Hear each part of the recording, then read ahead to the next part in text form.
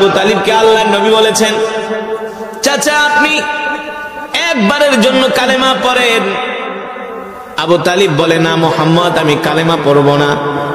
আল্লাহর নবী বলেন, চাচা আপনি গোপনে গোপনে কালেমা পড়েন, আপনি শুধু আমাকে শোনান, আর কাউকে শোনানোর দরকার নাই। তারপর আমি হাসরের ময়দানে আল্লাহর কাছে আপনার জন্য সুপারিশ করব। চাচা আবু তালিব বলে, না না ভাতিজা, আমি গোপনেও পড়ব না।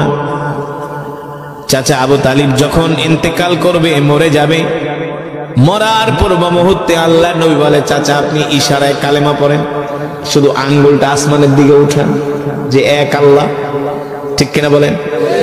চাচা আবু তালিব যখন প্রস্তুতি নিছে কালেমা পড়ে মুসলমান হবে, আবু জেহেল, এটা কি আয়েশাকে, আবু তালিব তুমি আমাদের নেতা, তোমাকে এত ভালোবাসি সম্মান করি, জীবনের শেষ বয়সে আয়েশা কি আকামটা করবা নাকি? তুমি কি বাপ দাদার ধর্মে কি চুনকালি মাখবা নাকি? মানুষ তোমার কাছে অর্থ দেয়া যায়, সেই অর্থ তুমি আত্মসাৎ করো, মানুষের অধিকার দাও না, তার মানে তোমার ধর্ম সত্য ধর্ম না, তোমার ধর্মের ভিতরে ভেজাল আছে, তোমার ভিতরে ভেজাল আছে। এবার সত্যি করে কও, এই পৃথিবীতে সত্য কোন ধর্ম আছে কিনা? পাদ্রী সালমান ফার্সির হাত ধরে বলে, সালমান আমি তোমাকে একটা সত্য ধর্মের সন্ধান দিব, তবে এই ধর্ম তুমি রোম পারস্যে পাবা না। এই ধর্ম পেতে হলে তোমাকে যেতে হবে মরুভূমির দেশে, এই ধর্ম পেতে হলে তোমাকে যেতে হবে খেজুর বৃক্ষের দেশে, বুঝতে পারছেন? এই ধর্ম পেতে হলে তোমাকে যেতে হবে পাহাড়ের দেশে। খেজুর বৃক্ষের দেশ কোথায়? মক্কা। কোথায়? খেজুর বৃক্ষের দেশ মক্কা, মরুভূমির দেশ জোরে বলেন, পাহাড়ের দেশ মক্কা। এ সালমান, যদি তুমি সত্য ধর্ম পেতে চাও তাহলে তুমি রোম পারস্য ছেড়ে মক্কায় চলে যাও। আমাদের ধর্মীয় গ্রন্থ ইনজিলের মধ্যে আসছে, সে জামানার একজন নবীর আবির্ভাব হবে, যার নাম হবে মুহাম্মদ ইবনে আব্দুল্লাহ, যার কথা কোরআনে আছে, আমাদের ধর্মীয় কিতাবে আছে, মা কানা মুহাম্মাদুন আবা আহাদিন মির রিজালিকুম ওয়ালাকিন রাসূলুল্লাহি ওয়া খাতামান নাবিয়্যিন। মুহাম্মদ ইবনে আব্দুল্লাহ, মুহাম্মদ সাল্লাল্লাহু আলাইহি সাল্লাম হলো শেষ পয়গম্বর, শেষ নবী, তারপরে আর কোন নবী আসবে না। একমাত্র এই নবী আসা বাকি আছে, তারপরে আর কোন নবী আসবে না। আর ওই নবীর উপরে যেই কিতাব নাজিল হয়েছে তার নাম হলো কোরআন, তার নাম হলো, জোরে বলেন, আর তিনি যেই ধর্মের নবী হলো সেই নবীর নাম, সেই ধর্মের নাম হলো ইন্নাদ-দীনা ইনদাল্লাহিল ইসলাম। আল্লাহ তাআলার কাছে মনোনীত ধর্ম হলো ইসলাম। সালমান, যদি পারো তুমি মক্কায় চলে যাও, সেখানে যাইয়া তুমি নবীর সন্ধান করে নাও। যদি শেষ নবীকে পেয়ে যাও, দেরি করবা না, সেই নবীর হাতে হাত রেখে সাথে সাথে কালেমা পড়ে মুসলমান হয়ে যাবে। তবে সালমান শোনো শোনো, শেষ জামানায় নিজেকে অনেকেই নবী দাবি করবে, নিজেকে শেষ জামানায় অনেকেই নবী দাবি করবে, অনেক মানুষ নিজেকে নবী দাবি করবে, কিন্তু শেষ নবীকে চেনার তিনটা আলামত আছে। কয়টা? মনে রাখবেন আপনারাও, কয়টা আলামত? এক নম্বরে হলো, প্রথম তুমি যখন তার সাথে সাক্ষাৎ করতে যাবে, তাকে যে কিছু সৎকার মাল দিবা, যদি সৎকার মাল খায় তাহলে বুঝবা ভেজাল আছে। দ্বিতীয়ত তুমি হাদিয়া দিবা, কি দিবা? জোরে বলেন। তাহাদ্দু তাহাব্বু, হাদিয়া দেওয়া সুন্নত, নেওয়াও হাদিয়া দিবা। যদি হাদিয়া গ্রহণ করে তাহলে বুঝবা সত্য নবী। আর তিন নম্বরে তার ডান বাহুর মধ্যে আল্লাহ তাআলা একটা খতমে নবুয়তের মোহর, একটা সিল অঙ্কিত করে দিয়েছেন। এই তিনটা আলামত দেখা তুমি তাকে চিনে নিবা। সালমান, যদি পারো মক্কার উদ্দেশ্যে রওনা দাও।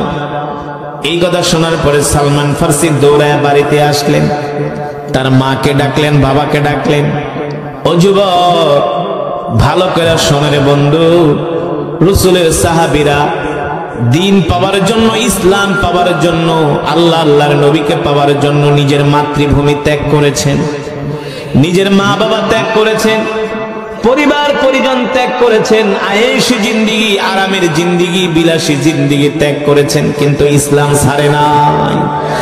আর আমরা সব ধরতে রাজি আছি, মাগার ইসলাম ধরতে রাজি না, ঠিক কিনা বলেন? এবার সালমান ফার্সি দৌড়ায় বাড়িতে আসছে, মাকে ডাকলেন, বাবাকে ডাকলেন, আর বললেন, মা বাবা বিদায় দিয়া দাও, আমি মক্কায় চলে যাব। সালমান ফার্সির মা বলে, কেন রে বাবা মক্কায় যাবি? মা, শেষ জামানায় একজন নবীর আবির্ভাব ঘটেছে, যার নাম হলো মুহাম্মদ ইবনে আব্দুল্লাহ। আমি ওই নবীর কাছে যাব, ওই নবীর হাতে হাত রেখে কালেমা পড়ে মুসলমান হয়ে যাব। সালমান ফার্সির মা বলে, বাবা রে, তুই 3টা ধর্ম পালন করলি 150 বছর। মা, 3টা ধর্ম 150 বছর পালন করছি, কোন ধর্মের মধ্যে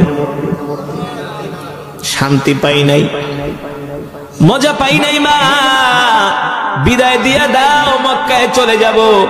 আখিরি পয়গম্বরের হাতে হাত রেখে কালেমা পড়ে মুসলমান হয়ে যাব।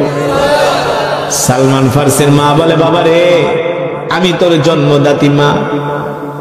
বাবা ডাক দিয়া বলে, আমি তোর জন্মদাতা পিতা। আমরা তো তোকে ছাড়া থাকতে পারবো না, বাঁচতে পারবো না, আমাদের জন্য কি তোর মায়া হবে না? আমাদের কথা কি তোর মনে পড়বে না? আমরা তো তোকে ছাড়া বাঁচবো না। সালমান ফার্সি বলে, বাবা, তুমি যেমন আমাকে ছাড়া বাঁচবা না, আমিও আল্লাহর নবীকে ছাড়া বাঁচবো না, আল্লাহর নবীকে ছাড়া বাঁচবো না। রাসূলের ভালোবাসা কাকে বলে মুসলমান? এবার সালমান ফার্সির অর্থবিত্ত, টাকা পয়সা, জামা কাপড় যা ছিল নিয়ে তিনি সিরিয়ার দিকে রওনা শুরু করেছেন, রোম পারস্য থেকে। সেই 1450 বছর আগের কথা বলতেছি। এখন তো চাইলেই বিমানে যাওয়া যায়, জাহাজে যাওয়া যায়, ট্রেনে যাওয়া যায় না? ওই সময় কি এই পথ ছিল নাকি? উটের পিঠে চড়ে, ঘোড়ার গাড়িতে চড়ে, পায়ে হেঁটে দিনের পর দিন, রাতের পর রাত, কয়েক মাস সফর করে সেই রোম পারস্য থেকে পৌঁছালেন সিরিয়ার রাজধানী দামেস্কে। সেখানে যায় জিজ্ঞেস করলেন, ভাই, মক্কা থেকে একদল ব্যবসায়ী কাফেলা আসছে নাকি সিরিয়ায় ব্যবসা করার জন্য? বলে, হ্যাঁ। কোথায় আছে তারা? বলে, যাও, ওইখানে মক্কার ব্যবসায়ী কাফেলারা আছে। সালমান ফার্সি বলেন, আমি মক্কার ব্যবসায়ী কাফেলার সর্দারের কাছে গেলাম, যাই বললাম, ভাই, তোমরা কি মক্কা থেকে আসছো? বলে, হ্যাঁ। কেন? বলে, আমি তোমাদের সাথে মক্কায় যাব। কতদিন থাকবা? বলে, আমরা সিরিয়াতে আরো 1 মাস ব্যবসা করব, তারপরে আমরা যাব মক্কায়। বলে, ভাই, তোমরা যদি মক্কায় যাও, সাথে করে আমাকে নিয়ে যেও, আমিও মক্কায় যাব। বলে, তোমার বাড়ি কোথায়? বলে, আমার বাড়ি রোম পারস্যে। মক্কায় কেন যাবা? সালমান ফার্সি সরল মনে বলে ফেলছে যে, ভাই, মক্কায় নাকি একজন শেষ নবীর আবির্ভাব ঘটেছে, যার নাম হলো মুহাম্মদ ইবনে আব্দুল্লাহ। সেই নবীর কাছে আমি যাব, সেই নবীর হাতে হাত রেখে আমি কালেমা পড়ে মুসলমান হয়ে যাব। সুবহানাল্লাহ বলেন। ওই আরব ব্যবসায়ী কাফেলার যিনি সর্দার ছিলেন, তিনি ছিলেন ইহুদি। পাইছি একটা, এই মক্কায় যাইবা, আমাদের সাথে যেতে হলে তোমাকে মোটা অঙ্কের অর্থ আমাদেরকে দিতে হবে। সালমান ফার্সি বলে, ভাই, আমার বাবা হলো রোম পারস্যের নাম করা ব্যবসায়ী, আমার অর্থের কোনো অভাব নেই, যা লাগে সব দিয়ে দিব, তারপরে তোমরা আমাকে মক্কায় নিয়ে চলো, আখিরি নবীর সাথে আমাকে সাক্ষাৎ করায় দিও। ব্যবসায়ী কাফেলার সর্দার ইহুদি বলে, ছেলেটা দেখতে শুনতে সুন্দর, বড় লোকের ছেলে, ওর থেকে মোটা অঙ্কের অর্থ আদায় করা যাবে, আবার মক্কায় নিয়ে ওকে আমরা মক্কার বাজারে গোলাম হিসেবে বিক্রি করে দিল, অনেক টাকা পাবো। সালমান ফার্সিকে বুঝিয়ে সুজিয়ে তাদের কাফেলায় নিয়ে নিলেন। কথা ছিল মক্কায় নিয়ে তারা আল্লাহর নবীর কাছে তাকে পৌঁছে দিবে। ইহুদি মনে মনে ভাবে, সালমান, মোহাম্মদ হলো আমাদের বাপ দাদার শত্রু, আর তুমি আমাদের শত্রুর কাছে যাইবা? তোমাকে আমরা মক্কায় নিয়ে মোহাম্মদের কাছে তুলে দিব মনে করছো? তোমাকে আমরা মক্কার বাজারে নিয়ে গোলাম হিসেবে বিক্রি করে দিব, এটা গোপন রেখেছে। সালমান ফার্সিকে বুঝিয়ে শুনিয়ে নিয়ে গেলেন তাদের সাথে। যখন তারা 1 মাস পরে সিরিয়া থেকে মক্কার উদ্দেশ্যে রওনা দিয়েছেন, সিরিয়া থেকে মক্কার দূরত্ব হলো প্রায় 2500 কিলোমিটার। কত হাজার? 2500 কিলোমিটার রাস্তা মক্কা থেকে সেই সিরিয়া, রাজধানী দামেস্ক। মক্কার উদ্দেশ্যে যখন ওই ব্যবসায়ী কাফেলা রওনা করলেন, পথিমধ্যে সালমান ফার্সিকে ঠিক মতো খাবার দাবার দেয় না। এমনি বড় লোকের ছেলে, এতদিন আরামায় এসে জিন্দেগি কাটাইছি, এখন ঠিক মতো খাবার না দিলে তার অবস্থা কি হয়? ঘুম নাই, খাওয়া নাই, নামা নাই। সুদর্শন সালমান ফার্সি শুকায়া কাঠ হয়ে গেছে, বুঝলেন? শুকায়া কাঠ হয়ে গেছে। প্রায় 2-2.5 মাস সফর করার পরে যখন তারা মক্কায় পৌঁছালো, সালমান ফার্সির আগের সেই চেহারা নাই, হাড্ডি গুলো বের হয়ে গেছে। এত কষ্ট তো একমাত্র দিনের জন্য, ঠিক কিনা বলেন? ইসলামের জন্য এত কষ্ট করেছেন সালমান ফার্সি, আর আমরা কয়দিন ইসলামের জন্য, দিনের জন্য না খেয়ে রয়েছি? কয়দিন? কয়দিন? এক বেলা আপনারা না খেয়ে পান নাই। কিন্তু যারা ওলামায়ে কেরাম, তারা ইসলামের জন্য কত কষ্ট করে জানেননি? যত আলেমরা আপনাদের সামনে কোরআনের কথা বলেছে, ইলম শিখতে যায় যে কত কষ্ট করছে, কত কষ্ট। এমন কোন মাদ্রাসার ছাত্র নাই যে ডাইলের পানি খায় নাই। হ্যাঁ, আমরা যখন মাদ্রাসায় পড়তাম তখন ডাল খাওয়াইতো, ডাল। ওই ডালের ভিতরে পোকা পাওয়া যেত, জানেন? সাদা সাদা পোকা। আল্লাহি, আল্লাহকে সাক্ষী রেখে বলছি, ভাত দিত, ভাতের ভিতরে কালো কালো পোকা পাওয়া যেত। এক একটা মাদ্রাসায় 100-150 মন, 200-300 মন, 500 মন চাল লাগে। তো চালগুলা রাখলে তো এমনি পোকা হয়ে যায়, ওগুলাকে বেঁচে কি রান্না করা সম্ভব? তো হুজুরদের কাছে যাইতাম যে, হুজুর এই পোকা কেমনে খাবো? কয় বিসমিল্লাহ বইলা কালো জিরা, তারপরে জিরা মনে করে খায়া ফেলাই। তার মানে দিন শিখতে হলে কষ্ট করতে হয়, আল্লাহর জমিনে দিন কায়েম করতে হলে কষ্ট করতে হয়, ঠিক কিনা বলেন? যেই কষ্টের ত্যাগের উজ্জ্বল দৃষ্টান্ত হলেন সাহাবায়ে কেরাম। না, সালমান ফার্সি রাদিয়াল্লাহু তাআলা আনহু শুকায় কাঠ হয়ে গেছে। যখন মক্কায় পৌঁছালেন, মক্কায় পৌঁছানোর পরে সালমান ফার্সি ওই ব্যবসায়ী কাফেলার সর্দারকে বল, ভাই আমাকে আল্লাহর নবীর কাছে নিয়ে চলেন। এই কথা বলার পরে সালমান ফার্সির গালের ভিতরে একটা চর মারলেন। মা বাবা সাইরা আসছে, এমনি তো মনে কষ্ট না? পথিমধ্যে দেয় নাই খাবার, অর্থবিত্ত সব নিয়ে গেছে। এবার বোঝেন কতটা অসহায়। এক চর মাইরা বলে, বেটা তুই কি মনে করছস তোকে আমরা মুহাম্মাদের কাছে পৌঁছায় দিব? মুহাম্মদ হলো আমাদের বাপ দাদার শত্রু, তুই মুহাম্মাদের কাছে আসছস, আর কোনদিন মুহাম্মাদের কাছে যেতে পারবি না। আমরা তোকে মক্কার বাজারে নিয়ে গোলাম হিসেবে বিক্রি করে দিব। সালমান ফার্সি বলে, ভাই আমার সাথে এমন আচরণ করো না, আমি আমার মা বাবা রেখে আসছি, আমার কত কষ্ট, আমার মনে অনেক দুঃখ। এই কথা বলার পরে সালমান ফার্সির 2 হাত 2 পা বেঁধে তাকে উটের পিঠে চড়ায় নিয়ে গেলেন মক্কার বাজারে। নিয়ে সালমান ফার্সিকে গোলাম হিসেবে বিক্রি করে দিলেন। মক্কার বাজারে তাকে দাঁড় করানোর সাথে সাথে মানুষ এসে শুধু তাকে কেনার জন্য হিরিক পড়ে গেছে, কারণ দেখতে গোলাম সুন্দর, বুঝেন না? সালমান ফার্সি এত সুন্দর ছিলেন, এত সুন্দর ছিলেন, সুদর্শন চেহারার অধিকারী ছিলেন সালমান ফার্সি। যেমন লম্বা তেমন সুন্দর, তেমন টল ফিগার। যে দেখে সেই সালমান ফার্সিকে পছন্দ করে। একজন ইহুদি নাম হলো আবুলু, তিনি সালমান ফার্সিকে মোটা অঙ্কের অর্থ দিয়া মক্কার ব্যবসায়ী কাফেলার কাছ থেকে তিনি গোলাম হিসেবে ক্রয় করে নিয়ে গেলেন। এবার তার বাড়িতে নিয়ে বলে, গোলাম আজ থেকে তুমি আমার উট চড়াইবা, বকরি চড়াইবা, ভেড়া চড়াবা, আমার খেজুরের বাগানে কাজ করবা। দেখেন যুবক, একজন মিলিনিয়ারের ছেলে, বিজনেসম্যানের ছেলে আজকে ইসলামের জন্য গোলামি করতেছে না? কত কষ্ট করে দিন পাইছে। আমরা তো কত সহজে দিন পেয়ে গেছি, আমাদের কোনো কষ্ট করতে হয় নাই। আমরা প্রত্যেক সূত্রে যেমন সম্পত্তির মালিক হয়, এমনি আমরা মুসলমান হয়েছি, কোনো কষ্ট করতে হয় নাই। কিন্তু সাহাবীরা ইসলাম ধর্ম পাওয়ার জন্য কত কষ্ট করছে। মা ছাড়ছে, বাবা ছাড়ছে, দেশ ছাড়ছে, পরিবার ছাড়ছে। এবার সালমান ফার্সি গোলাম হিসাবে কাজ করে মক্কার বাজারে। মক্কায় গোলাম হিসাবে কাজ করে মনিবের বাড়িতে, আর রাত্রবেলা মক্কার গলিতে গলিতে ঘুরে ঘুরে আল্লাহর নবীকে খুঁজে। তার উদ্দেশ্যই হলো আল্লাহর নবীকে খুঁজে বের করা, বুঝলেন? রাত্রবেলা নবীকে মক্কার গলিতে খোঁজে, কিন্তু চেনে না কোথায় যাবে, কোন জায়গায় আল্লাহর নবী থাকে জানে না, শুধু পাগলের মতো রাত্রবেলা খোঁজে কোথায় আছে আল্লাহর নবী। সালমান ফার্সি বলেন, একদিন আমি আমার মনিবের বাগানে কাজ করতেছি, হঠাৎ করে একজন যুবক আয়েশা বলে, হায় রে, মক্কার মানুষদের কপাল পুড়ে গেছে। সালমান ফার্সির মনিব ডাক দিয়ে বলে, কারণ কি হয়েছে? বলে, শোনো, মক্কার জমিনে একজন নবীর আবির্ভাব ঘটেছে, যার নাম হলো মুহাম্মদ ইবনে আব্দুল্লাহ। যে মুহাম্মদের হাতে হাত রেখে মক্কার যুবকেরা কালেমা পড়ে মুসলমান হয়ে যাচ্ছে। সালমান ফার্সি বলে, আমি খেজুরের বাগানে কাজ করতেছিলাম, যখন আল্লাহর নবীর কথা শুনলাম আর দেরি করলাম না, এক লাফ দিয়ে আমি খেজুর গাছ থেকে জমিনে পড়ে গেলাম। সালমান ফার্সি বলে, আমার শরীরের মধ্যে কম্পন শুরু হয়ে গেল, আমার শরীর থরথর করে কাঁপতেছে আল্লাহর নবীর কথা শোনার পরে।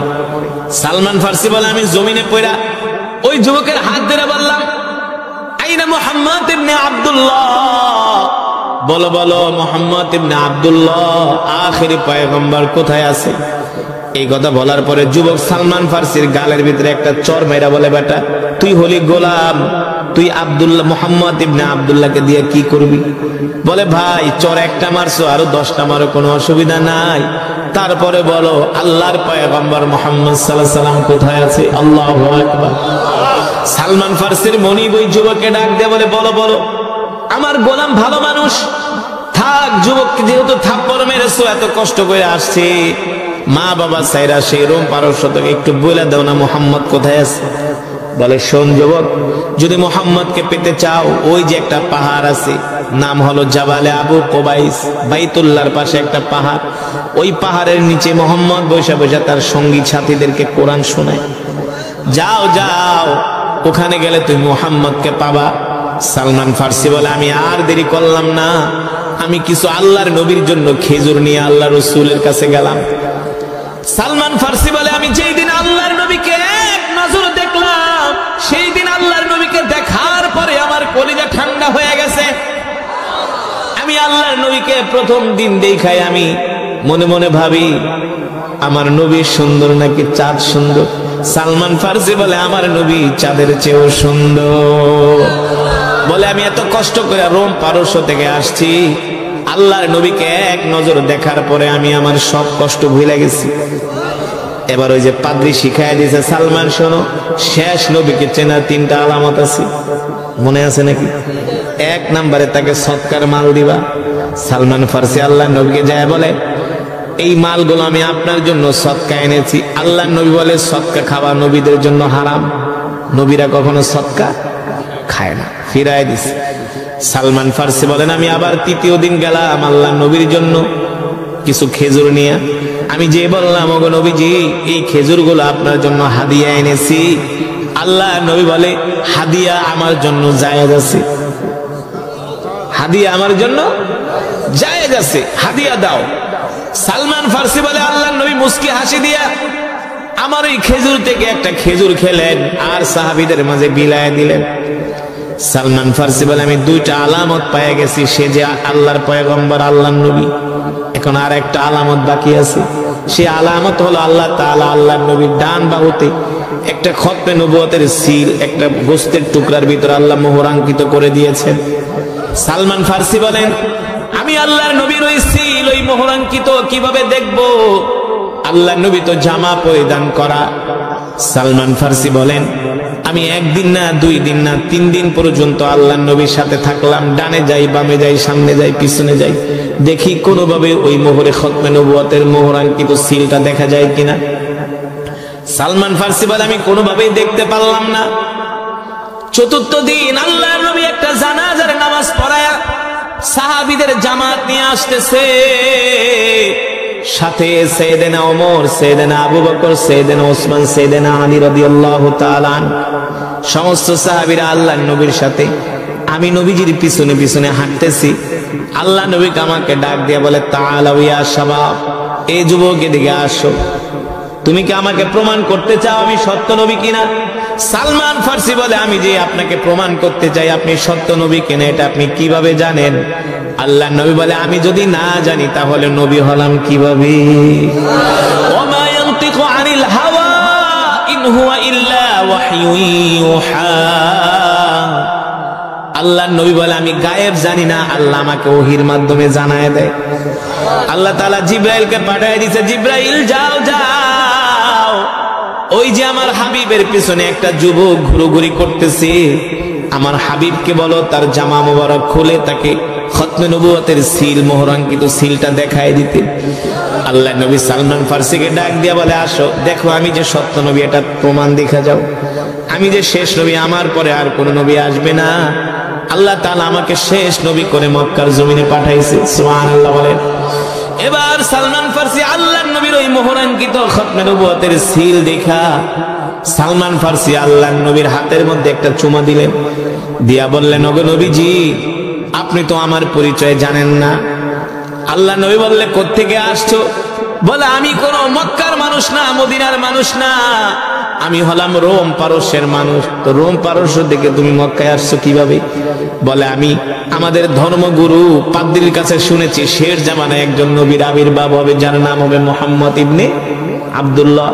আমি আপনার নাম শুই না, আমি আমার বাবা মা পরিবার পরিজন আলা আয়েশি বিলাসী জিন্দেগি সব ছাইরা দিয়া মাসের পর মাস বছরের পর বছর সফর করে মক্কায় আসছি আপনাকে পাওয়ার জন্য। নবীজি দেখেন আমি না খেতে খেতে আমি শুকায়া কাঠ হয়ে গেছি, কার নামায়া লাগে? আল্লাহ নবী শোনার পরে আল্লাহ নবী কান্না করে দিছে, সাথে সাহাবীরা ছিলেন তারাও কান্না করে দিছে। তুমি এত কষ্ট করছো দিনের জন্য, ওগো নবীজি দেখেন ওই আরবের ব্যবসায়ী কাফেলার মালিক আমাকে মেরে আমার শরীরে দাগ পরায় দিছে, তারপর আমি আপনার ভালোবাসা ছাড়ি নাই, আপনাকে পাওয়ার জন্য আমি আমার মা বাবা পরিবার পরিজন ছেড়ে আমি এই মক্কায় আসছি। আল্লাহ নবী এই কথা শুনে সালমান ফার্সিকে আদর করতেছে।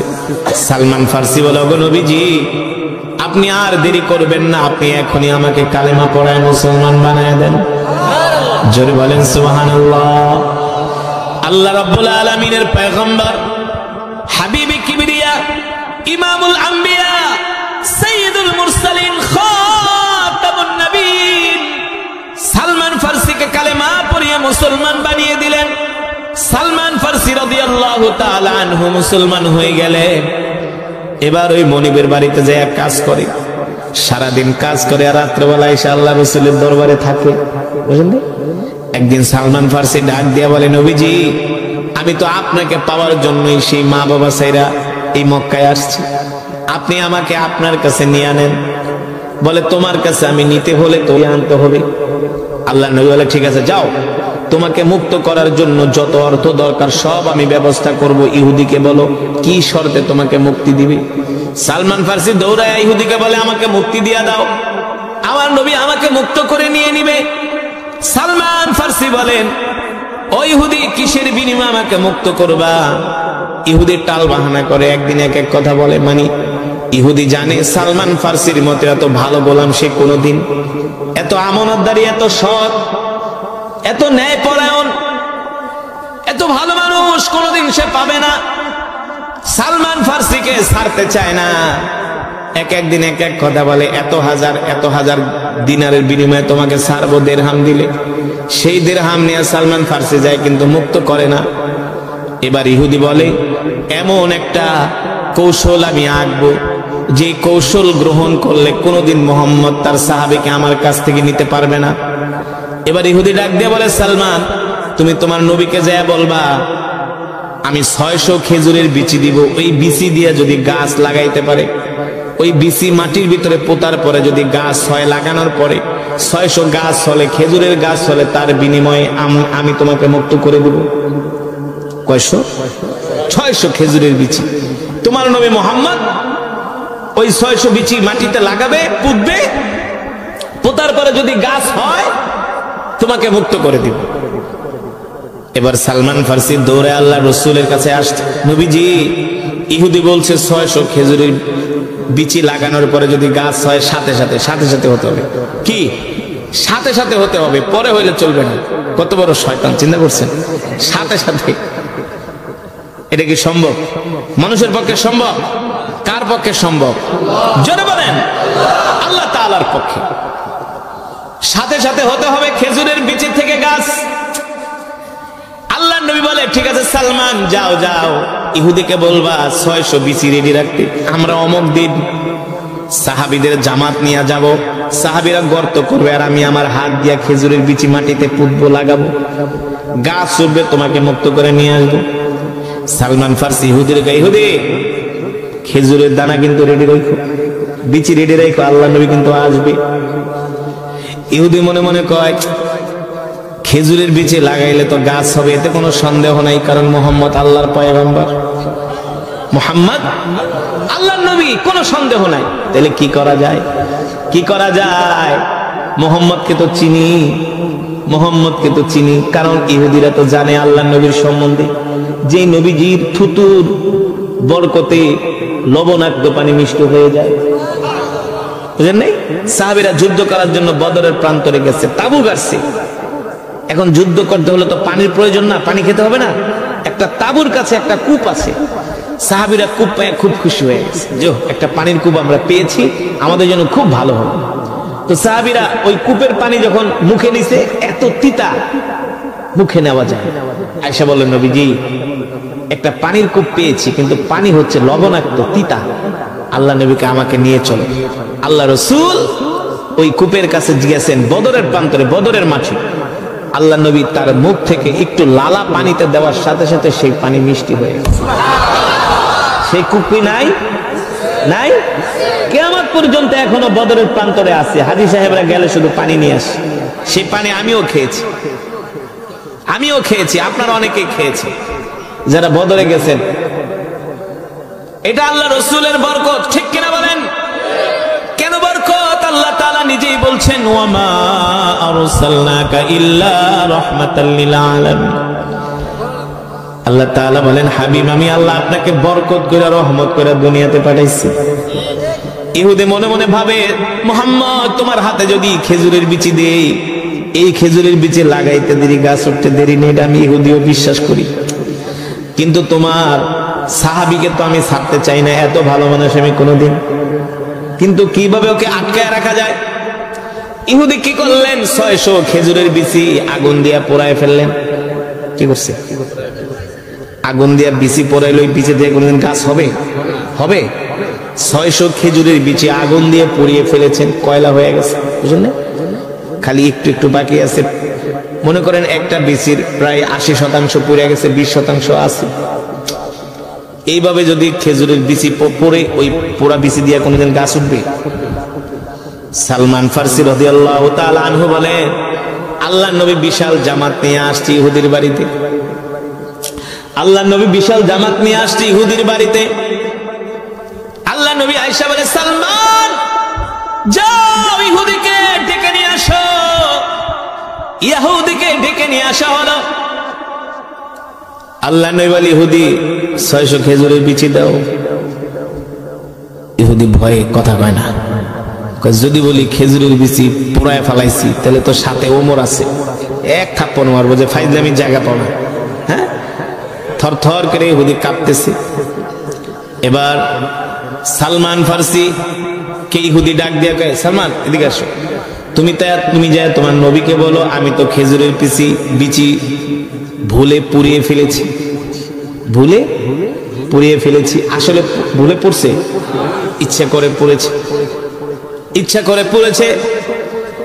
এখন এই কথা শোনার পরে তো সালমান ফারসি বাচ্চা মানুষের মতো কাঁদতেছে। আল্লাহর নবী বলে, লিমা তাবকি ইয়া সালমান, এই কান্দো কেন?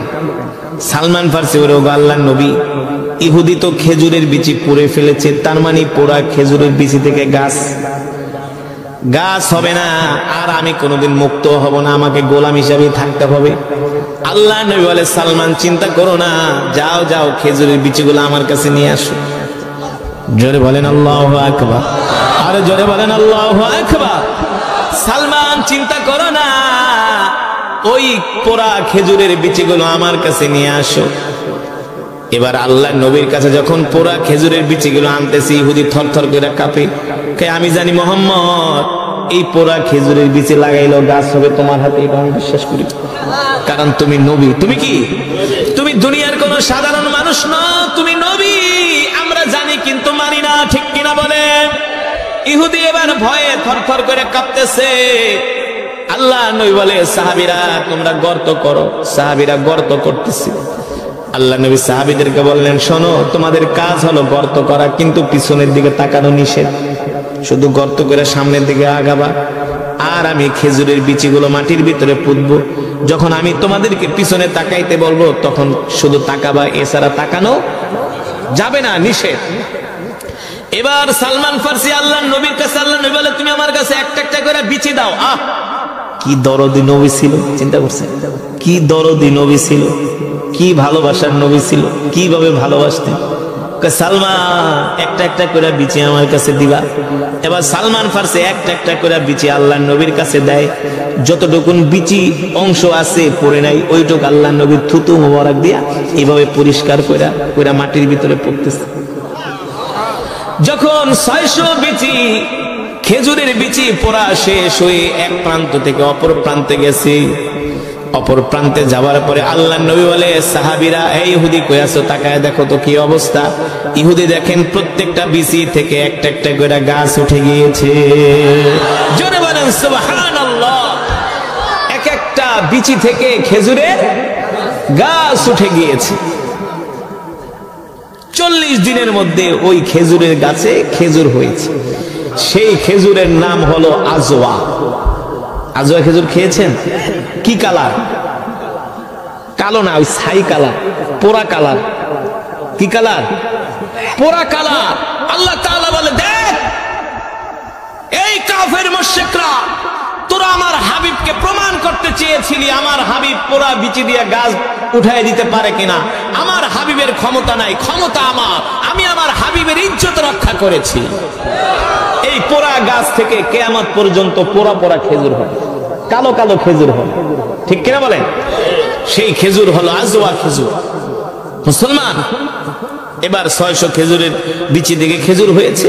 সালমান ফার্সিকে সাহাবীরা নিয়ে চলে গেছে বাড়িতে। সুবহানাল্লাহ বলেন। সেই নবীর উম্মত আমরা, যেই নবী হলেন রহমত, যেই নবী হলেন বরকত, যেই নবী হলেন সমস্ত নবীদের ইমাম, ইমামুল আম্বিয়া, সমস্ত নবীদের সরদার, রহমাতুল লিল আলামিন, যেই নবীর সুপারিশ ছাড়া, শাফায়াত ছাড়া কেউ জান্নাতে যেতে পারবে না। পারবে? কেউ পারবে না।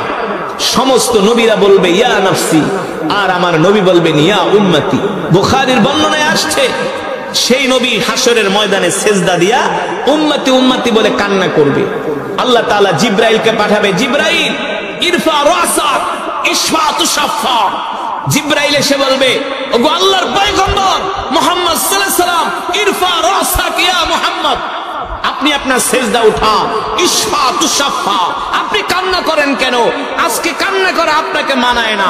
আজকের হাসরের মাশাআল্লাহ, আপনারা যারা এই মাহফিলে আসছেন, এই শীতের ভিতরে কষ্ট করে বসেছেন, সকলেই এক খতম করে করে কোরআনুল কারীমের সওয়াব পেয়েছেন।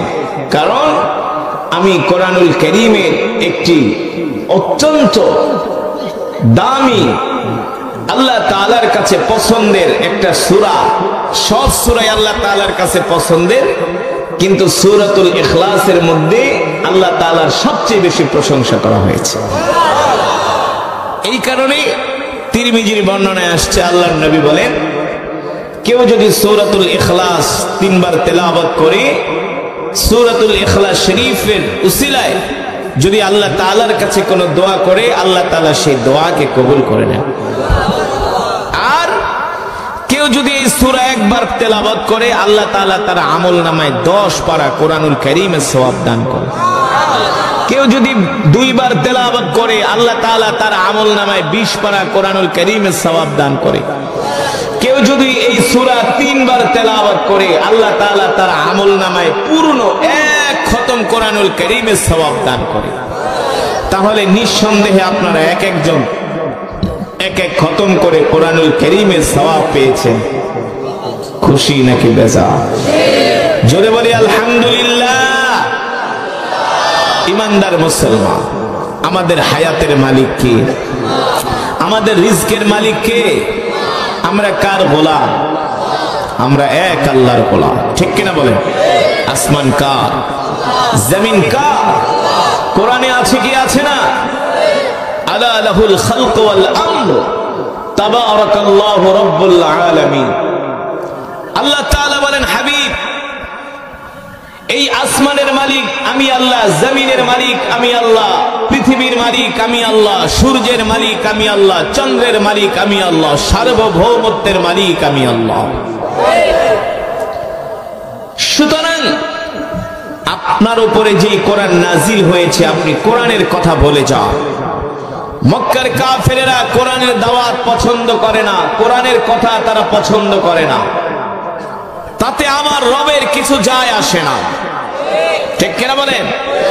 আপনি মক্কার কাফেরদের সামনে বুক উঁচু করে ঘোষণা করে দেন, আলা লাহুল খালক ওয়াল আমর তাবারাকাল্লাহু রাব্বুল আলামিন। এই মক্কার কাফেরেরা শুনে রাখো, আমি আল্লাহর পয়গম্বর মুহাম্মদ সাল্লাল্লাহু আলাইহি ওয়াসাল্লাম ঘোষণা করছি, আজ থেকে আসমান যার, আইন চলবে তার, ঠিক কিনা বলেন?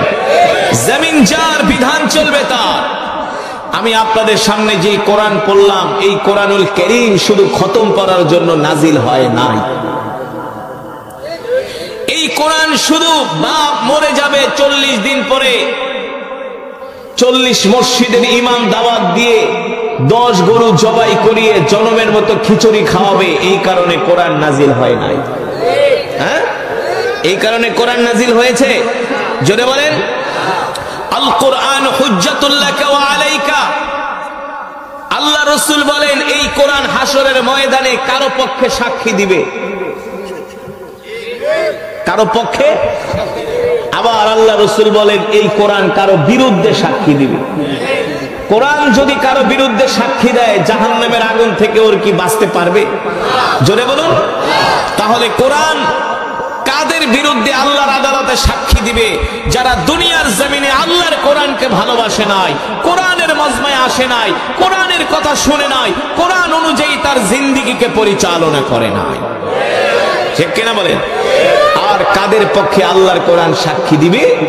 আপনাদের মতো যারা ঈমানওয়ালা মুসলমান, কোরআনের কথা শোনার জন্য চাতক পাখির মতো ঠান্ডার ভিতরে বসে রয়েছে, দুনিয়ার কোনো কিছু লোভের আশায় না, একমাত্র কোরআনের মহব্বতে, আল্লাহ আল্লাহ রসুলকে ভালোবাসার জন্য, ঠিক কিনা বলেন? যুবক, তুমি জানো না বন্ধু, এই কোরআন এমন এক কিতাব যে কোরআনের জন্য রসুলের সাহাবীরা জীবন দিয়েছে। যাদের এই মাথাকে বাহু থেকে, শরীর থেকে বিচ্ছিন্ন করেছে কাফেররা, একমাত্র কোরআনের কারণে, কোরআনের কথা বলার কারণে, ঠিক কিনা বলেন? আল্লাহ রসুলের কারণে, আল্লাহ রসুলকে ভালোবাসার কারণে, ইসলামকে ভালোবাসার কারণে। আর আজকে আমরা সেই মুসলমান হইয়া কোরআন জানি না, কোরআনের মজমায় আসি না, ঠিক কিনা বলেন? কোরআনুল কারীমের মধ্যে আল্লাহ তাআলা বলেন, ইন্নাকা লা তাহদি মান আহবাবতা ওয়ালাকিন্নাল্লাহা ইয়াহদি মান ইয়াশা ওয়া হুয়া আ'লামু বিল মুহতাদিন। সুবহানাল্লাহ বলেন। আল্লাহ রাব্বুল আলামিন বলেন, নবী, আমি আল্লাহ আপনাকে হেদায়েতের দায়িত্ব দেই নাই। আপনি চাইলে কোনো মানুষকে হেদায়েত দিতে পারবেন না, আপনি চাইলে আবু জেহেলকে হেদায়েত দিতে পারবেন না, আপনি চাইলে আবু তালিবকে হেদায়েত দিতে পারবেন না। নবীজির চাচার নাম ছিল আবু তালেব, জানেন? এই আবু তালেব আল্লাহ রাসূলকে এত ভালোবাসতেন, এত মহব্বত করতেন। আল্লাহ রাসূলের চাচা আবু তালেব যতদিন পর্যন্ত বেঁচে ছিলেন, মক্কার কাফেরেরা আল্লাহ নবীর দিকে চোখ তুলে তাকানোর সাহস পায় নাই।